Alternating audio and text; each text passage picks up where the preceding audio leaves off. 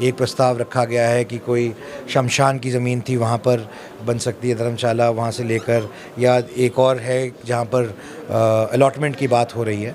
तो मैं पूरा संज्ञान लूँगा, जानकारी लेकर, जहाँ मेरे कार्य क्षेत्र में होगा वहाँ पर भी, और मुझे अगर अलग से भी जाके बात करनी पड़ेगी मुख्यमंत्री जी से किसी से, तो मैं ज़रूर करूँगा, ताकि ब्राह्मण सभा के लिए यहाँ पर ज़मीन की व्यवस्था हो सके।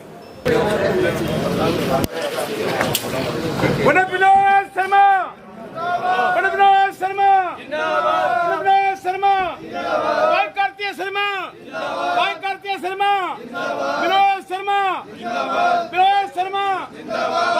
शर्मा जिंदाबाद, करते शर्मा जिंदाबाद, करते शर्मा जिंदाबाद।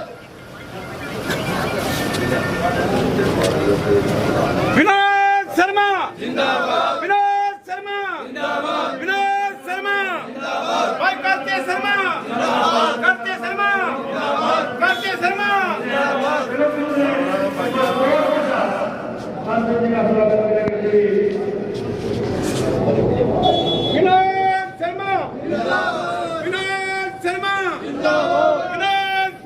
जिंदाबाद, करते शर्मा जिंदाबाद, करते शर्मा जिंदाबाद, करते शर्मा जिंदाबाद। माननीय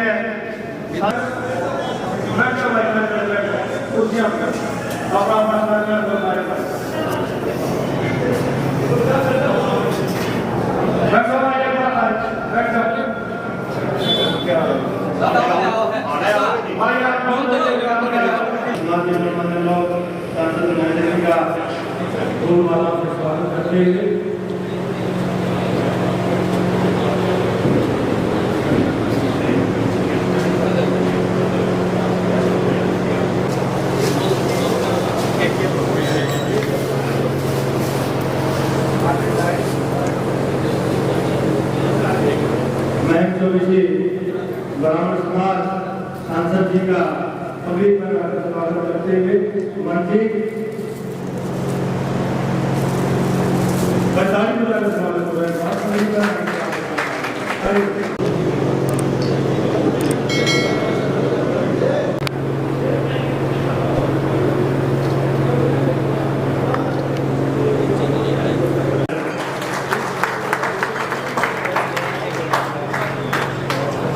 नमस्कार दोस्तों, एक बार फिर से आपके अपने चैनल YPB न्यूज़ में आपका स्वागत है। मैं प्रवीण भारद्वाज। दोस्तों, आज ब्राह्मण समाज ने बड़े ही जोश के साथ कार्तिकेय शर्मा जी MP है, विनोद शर्मा के सुपुत्र, उनका स्वागत किया है। तो महम में पधारने पर सर, जिस तरह से आपका स्वागत हुआ है, उसको लेके कितना आप यहाँ के लोगों को, महम समाज के जो ब्राह्मण समाज के स्पेशली जो लोग हैं, और भी समाज से काफ़ी लोग आए हुए हैं, तो क्या कुछ आप उनको मैसेज देना चाहेंगे? सबसे पहले तो यही पूछ लेता हूँ आपसे। मेरे को महम आकर बहुत अच्छा लगा। मुझे ऐसा लगा जैसे मैं अपने परिवार में आया हूँ, अपने लोगों से मिल रहा हूँ, अपने बुज़ुर्गों से मिल रहा हूँ और अपने युवा भाइयों साथियों से मिल रहा हूँ। तो ऐसा लगा जैसे घर आया हूँ, ऐसा लगा ही नहीं कहीं और आया हूँ। और जिस तरह से स्वागत आपका किया गया, उसको लेकर कितने गदगद है सर आप? बहुत अच्छा लगा। और जैसे मैंने कहा पहले भी कि मुझे ऐसा लगा कि मैं अपने घर में आया हूँ, इस तरह का मुझे आभास हुआ और बहुत खुशी हुई।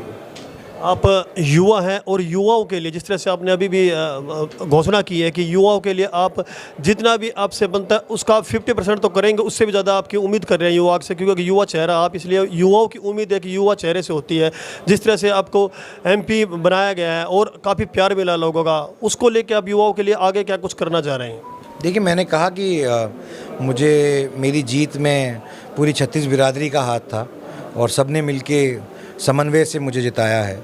और मेरा दायित्व बनता है कि मैं अपने युवा साथियों के लिए मैं ज़्यादा से ज़्यादा काम करूं, क्योंकि ये एक ऐसा विषय है जिसकी वजह से हमारे युवा परेशान हैं और इस पे हमें काम करने की ज़रूरत है, प्रत्यक्ष अप्रत्यक्ष तौर पर, और सिर्फ़ एक औपचारिकता के तौर पर नहीं। मेरा मानना है कि हर आदमी को सरकारी नौकरी नहीं मिल सकती, हर आदमी को कॉर्पोरेट नौकरी नहीं मिल सकती, पर व्यवसाय के और नौकरियों के और आयाम भी उपलब्ध हैं और इनकी समीक्षा होनी चाहिए समय समय पर। उसको लेकर मैं ऑलरेडी काम कर रहा हूँ, स्किल डेवलपमेंट को लेकर काम कर रहा हूँ। ऐसे कई नए नए आयाम हैं जहाँ बच्चों को रोज़गार दिला सकते हैं। तो अपनी सोच को व्यवस्थित करने की ज़रूरत है, परिवर्तित करने की ज़रूरत है। सिर्फ़ हर घर में हर बच्चे को तो सरकारी नौकरी नहीं मिल सकती, लेकिन हर बच्चे को नौकरी तो मिल सकती है। इसके लिए तो हम प्रयास करना चाहिए और प्रयासरत रहना चाहिए।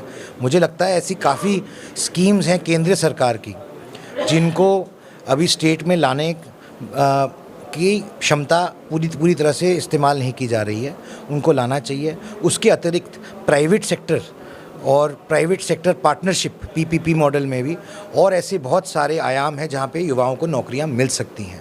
मैं ऐसे सारे प्रयासों में अपने जो मेरे प्रत्यक्ष और अप्रत्यक्ष तौर पर मेरे अधिकार क्षेत्र में है और उसके अतिरिक्त भी मैं पूरी कोशिश करूँगा कि ज़्यादा से ज़्यादा युवाओं को इसका फ़ायदा मिल सके। आपके पिताजी आदरणीय श्री विनोद शर्मा जी ने युवाओं के लिए भी और हर वर्ग के लिए काफ़ी काम किए हैं, तो EBBG का जो था उसके लिए भी आप प्रयासरत रहे, तो उन्होंने जो स्टेप उठाया था समाज के लोगों के लिए बड़ा ही सराहनीय स्टेप था। तो इसी तरह से आप उसी सोच को लेके चलते हुए तो किस तरह से टारगेट्स रहेंगे, किस तरह से लोगों के दिलों में अब आप चेहरे हैं, तो उम्मीद है आपसे काफ़ी लोगों को? देखिए, लोगों के दिलों में जाने के लिए मुझे नहीं लगता कि कोशिश करनी पड़ती है। मुझे लगता है कि लोगों के दिलों में जाने के लिए आस्था होनी चाहिए, सोच होनी चाहिए और इच्छा शक्ति होनी चाहिए। अगर साफ़ नीयत से आप काम करते हो तो लोगों के दिलों में आप चले जाते हैं। और मुझे काम मिला है एक सांसद के तौर पर, मैं सबसे पहले अपने एक सांसद के तौर पर अपना काम अच्छे से करने की कोशिश करूँगा। और जो रास्ता विनोद शर्मा जी ने, मेरे पिताजी ने हमें दिखाया है, हम सबको दिखाया है, उसी पे काम करूँगा। रही बात EPBG की या और भी ऐसी कोई स्कीम की, तो जो चीज़ें कानूनी तौर पर और जिन चीज़ों को बढ़ाने से समाज को, छत्तीस बिरादरी को फ़ायदा मिलता है, उनके लिए लेके मैं प्रयासरत रहूँगा हमेशा। कुलदीप बिश्नोई जी BJP पार्टी में शामिल हुए, आदमपुर चुनाव को लेकर किस तरह से क्या लगता है आपको, किस सीट आसानी से या क्या मुकाबला देखने को मिल रहा है, कुछ इस बारे में? देखिए, मेरे ख्याल से 1968 से लेकर अब तक भजनलाल परिवार ने आदमपुर सीट जीती है और अब वो कुलदीप बिश्नोई जी भारतीय जनता पार्टी में ज्वाइन कर गए हैं। मैंने उनके इस फैसले का स्वागत तब भी किया था और अब भी करता हूं। और मेरा ऐसा मानना है कि आदमपुर में भारतीय जनता पार्टी ही जीतेगी और जिसको भी भारतीय जनता पार्टी टिकट देने का काम करती है बिश्नोई परिवार से, वो ज़रूर प्रबल दावेदार हैं जीत के। और ये एक महत्वपूर्ण चुनाव है आने वाली लोकसभा और विधानसभा से पहले, इसलिए इस चुनाव का महत्व होगा।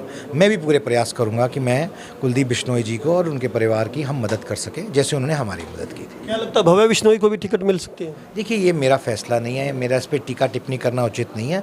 ये भारतीय जनता पार्टी का फैसला है, वो जो भी फैसला करेंगे सोच समझ के ठीक करेंगे। लास्ट और अंतिम सवाल आपसे पूछ ले, तो पंचायत चुनाव को लेकर किस तरह से क्या तैयारियां BJP की पार्टी के द्वारा की जा रही है? देखिए, वो तो बात BJP बता सकते हैं, उनके अधीक्षक बता सकते हैं, पर मेरा ये कहना है कि हमारे राज्य में पंचायत के चुनाव एक पर्व की तरह मनाए जाते हैं। और मुझे खुशी इस बात की जानकारी मिली कि ज़्यादातर राजनीतिक पार्टियां अपने सिंबल पे नहीं लड़ेंगी, ताकि जो गांव की समरसता है और सामाजिक व्यवस्था रहती है उस पर वो और सक्षम होती है कि वो अपने हिसाब से सब लोग लड़ सकें। और मैं उसके लिए बहुत सारे कैंडिडेट्स को शुभकामनाएं देता हूं और अच्छे परिणाम निकलेंगे। और जैसे मैंने कहा कि हरियाणा में पंचायत के चुनाव एक पर्व के तौर पे मनाए जाते हैं, तो हमारे लिए तो एक पर्व है। तो सर, अब बात आती है ब्राह्मण समाज की। ब्राह्मण समाज का कोई भी नेता, उससे समाज के लोग, किसी भी समाज का कोई नेता, उससे उम्मीद की जाती है। तो आपने ब्राह्मण समाज के लिए ब्राह्मण धर्मशाला के अंदर प्रोग्राम था, तो क्या कुछ घोषणाएं की है? क्योंकि समाज के लोगों की मांग थी कि ये धर्मशाला छोटी है, तो उसके लिए बड़ी धर्मशाला की इन्होंने डिमांड की जगह के लिए। मेरे समक्ष बात रखी गई है, 2-3 अलग अलग प्रस्ताव आए हैं।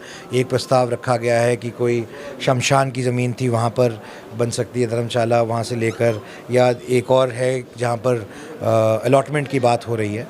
तो मैं पूरा संज्ञान लूँगा, जानकारी लेकर, जहाँ मेरे कार्य क्षेत्र में होगा वहाँ पर भी, और मुझे अगर अलग से भी जाके बात करनी पड़ेगी मुख्यमंत्री जी से किसी से, तो मैं ज़रूर करूँगा, ताकि ब्राह्मण सभा के लिए यहाँ पर ज़मीन की व्यवस्था हो सके।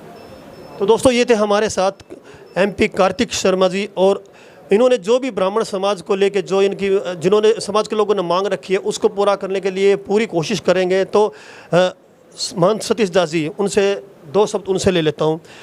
महाराज जी, आज कार्तिक शर्मा जी आए हुए हैं यहाँ पे, तो बड़ा ही खुशी का आप समाज के लोगों के लिए बहुत ही अच्छा ये दिन है, तो क्या कुछ आप विचार रखना चाहते हैं? हम तो शर्मा जी से ये उम्मीद करा हाँ, ब्राह्मण समाज के लिए जितना भी हो सकता है उतना करो। हम तो कितना भी करो उतना ही कम मानना है। समाज के लिए करना चाहिए, अपने लिए तो सब कुछ करा है। तो दोस्तों ये समाज के लोगों से और जिस तरह से जो प्रोग्राम था उसकी हमने आपको कवरेज दिखाई। इस वीडियो को ज़्यादा से ज़्यादा शेयर करें ताकि समाज की जो आवाज़ है, युवाओं की जो आवाज़ है, हर बिरादरी की आवाज़ को कार्तिक शर्मा जी साथ में लेके चलते हैं। तो सर आपका इतना बेशकीमती टाइम से समय निकालने के लिए आपका बहुत बहुत धन्यवाद। बहुत बहुत धन्यवाद। बहुत अच्छा लगा आपसे बात करके। नमस्कार। Thank you sir.